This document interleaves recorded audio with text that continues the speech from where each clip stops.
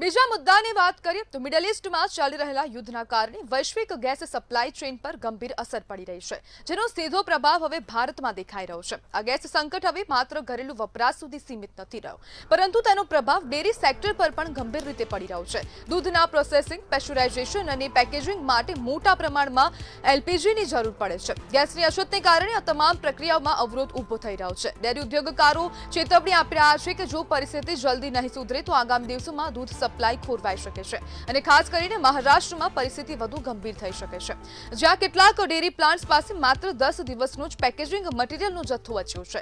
જો ગેસ સંકટ લાંબુ ચાલે તો સામાન્ય જનજીવન પર તેની ભારે અસર પડી શકે છે.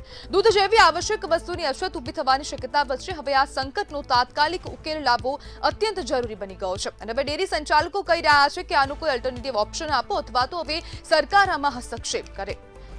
10 દિવસમાં દૂધ સપ્લાય ખોરવાઈ શકેની પણ હવે સંભાવના વ્યક્ત કરાઈ રહી છે અને ડેરી સેક્ટર હવે ક્યાંક ને ક્યાંક ખતરામાં જોવા મળી રહ્યું છે.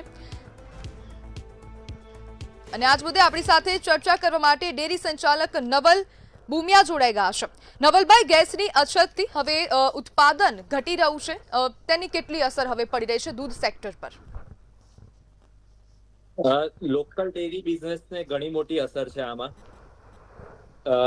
મટીરિયલ મળી રહ્યું છે, પ્રોડક્શન થઈ રહ્યું છે, પણ પેકેજિંગ અગર હશે નહીં, પ્રોડક્શન થશે પણ પેકેજિંગ વગર કન્ઝ્યુમર સુધી પ્રોડક્ટને કેવી રીતે પહોંચાડવી એ બહુ મોટો ચેલેન્જ છે અમારા માટે અત્યારે.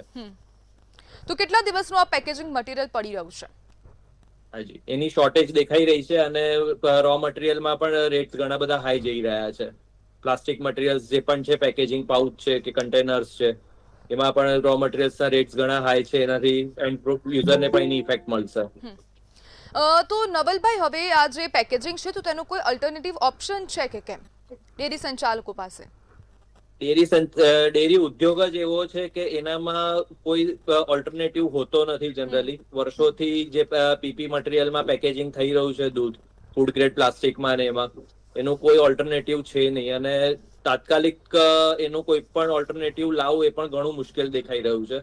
જે જૂના જમાનામાં ગ્લાસ બોટલમાં ને એમાં એ થતું હતું, પણ એને પછી સપ્લાય ચેઇનમાં કેવી રીતે લાવવું, એને હેન્ડલિંગ કેવી રીતે કરવું, એનું ટ્રાન્સપોર્ટ કેવી રીતે કરવું, એ બહુ મોટું ચેલેન્જ છે.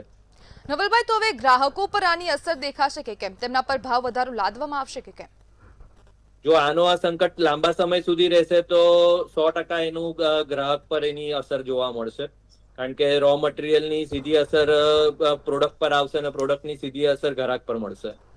હવે સમગ્ર મામલે હવે જે દૂધની જે સપ્લાય ચેઇન છે તો તે ખોરવાવાની શક્યતા કેટલી છે આમાં?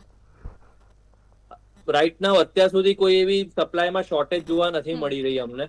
હા, પણ એનું પેકેજિંગ કરી એટલે પ્રોડક્શન કરીને પેકેજિંગ કરીને આગળ કેવી રીતે મોકલવું એ થોડુંક ચેલેન્જિંગ દેખાઈ રહ્યું છે આવતા સમયમાં.